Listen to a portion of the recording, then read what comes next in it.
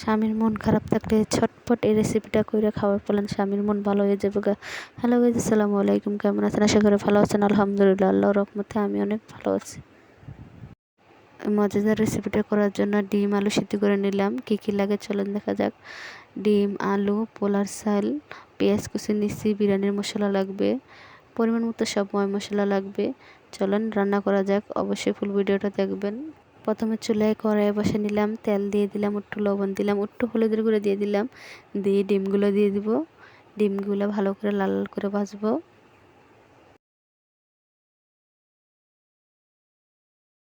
ডিম আলু ভাজা শেষ, এখন তুলে নেব।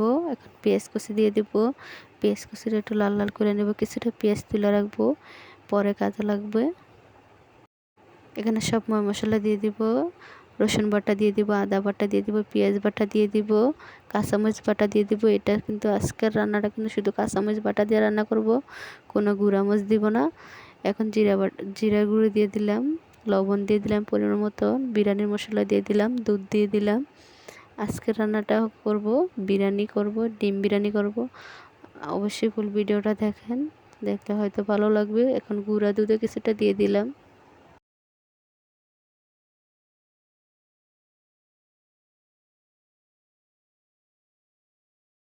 ডিম আলুগুলো দিয়ে ভালো করে কষে নিছি, এখন তুলে নেব। এখন চাউলগুলো দিয়ে দেব, চাউলগুলো ভালো করে ভেজে নেব। ভাজার পরে পরিমাণ মতো পানি দিয়ে দিব। আর অবশ্যই বাসায় মজাদার রান্নাটা করে খাবেন, কোনো গরুর মাংস লাগবে না, মুরগির মাংস লাগবে না। এই ডিম দিয়েই মজাদার একটা বিরিয়ানি করতে পারবেন। ডিম আলু থাকলে চলবে, আর চাউল, একদম মজাদার একটা রেসিপি। খুব সাধারণভাবে করছি আমি। দেখেন আমি কিন্তু পরিমাণ মতো পানি দিয়েছি।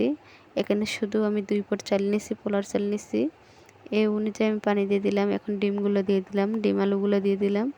এখন বিরিয়ানি কিন্তু হয়ে গেছে, অনেক সুন্দর একটা কালার হয়েছে। আর এটা কাচ্ছির মতনই হয়েছে। খালি মুরগি দিয়ে কি কাচ্ছি খায়, গরু দিয়ে কাচ্ছি খায়, ডিম দিয়েও কাচ্ছি খাওয়া যায়। দেখেন খুব সুন্দর কালার হয়েছে। আমি এখানে একটা ম্যাগি মশলার প্যাকেট দিয়ে দিলাম, আপনারা না দিলেও পারবেন, কোনো সমস্যা নাই।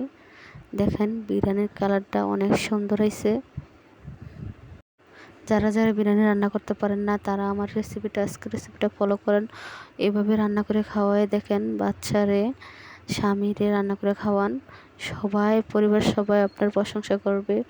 এত পরিমাণে বিশ্বাস করবেন না, খালি গরু দিয়ে মুরগি দিয়ে খালি বিরিয়ানি রান্না করা যায়, ডিম দিয়ে এত পরিমাণ মজাদার বিরিয়ানি পাক করতে পারবেন, বিশ্বাস করবেন না। অবশ্যই বাসা রান্না করে খেয়ে দেখবেন, ভালো লাগবে।